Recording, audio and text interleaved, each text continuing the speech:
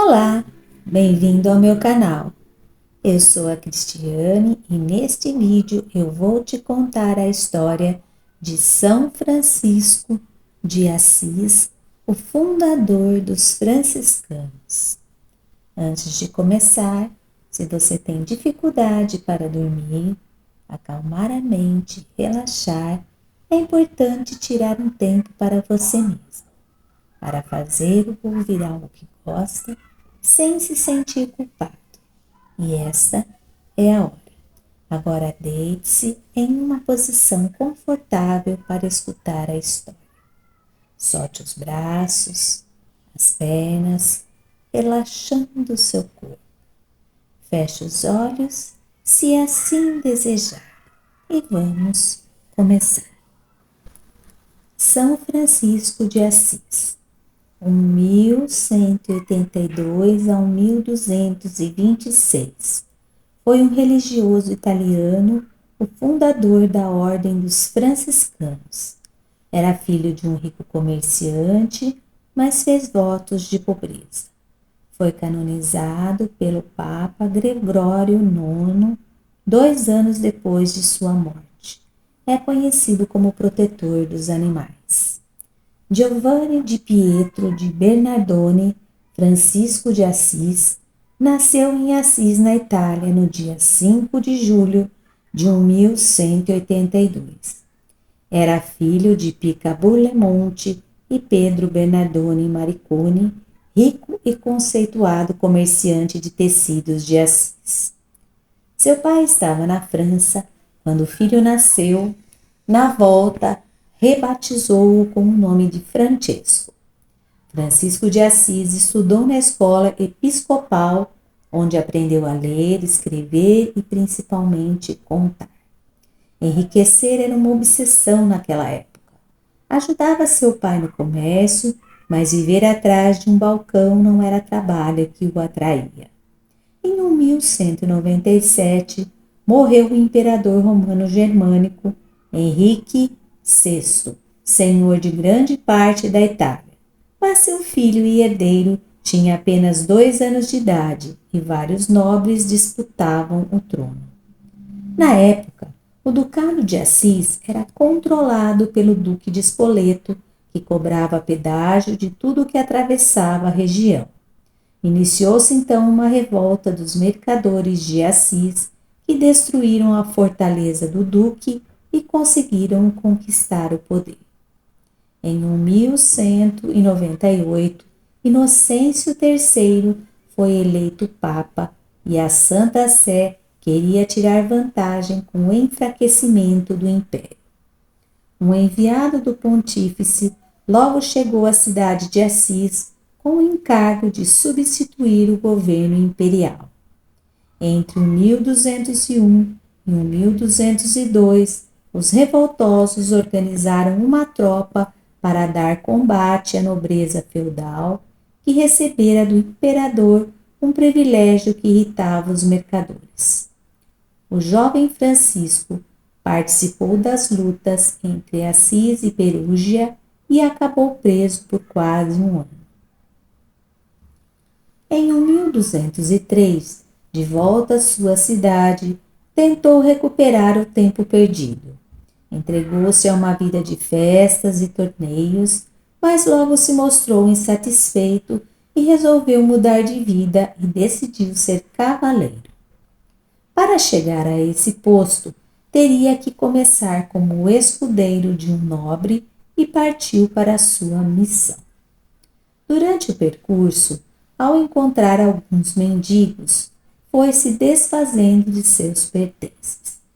Decidiu voltar para sua casa, mesmo sem a glória que a família esperava, e indagando dizia: como pode haver tanta injustiça, tanto luxo ao lado de tanta pobreza?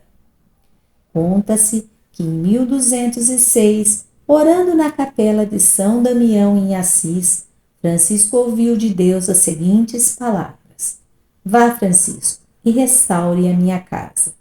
Imaginando tratar-se de reconstruir a capela, voltou para casa, vendeu boa parte dos tecidos do pai e entregou-se ao serviço de Deus e dos miseráveis. Em 1208, afinal compreendeu o sentido da mensagem: restaurar a Igreja como instituição, uma vez que ela havia se desviado dos ensinamentos de Cristo e vivia cercada de opulência. Resolveu fazer votos de pobreza e começou a pregar sua doutrina. Francisco de Assis, decidido a cumprir as escrituras sagradas, passou a viver voltado apenas para o espírito. Seus sermões eram cada vez mais frequentados. Sua fama foi se espalhando e aos poucos já tinha seguidores, dispostos a formar uma nova ordem religiosa. Em 1208, pediu autorização ao Papa para fundar uma irmandade mendicante. Em 1219, estava fundada a Ordem dos Irmãos Mendigos de Assis, que se instalou em cabanas no alto dos montes e no interior das cavernas, renunciando qualquer forma de propriedade. Em 1215, no intuito de resguardar a autoridade papal, o Concílio de Latrão reconheceu a Ordem dos Irmãos Menores de Assis.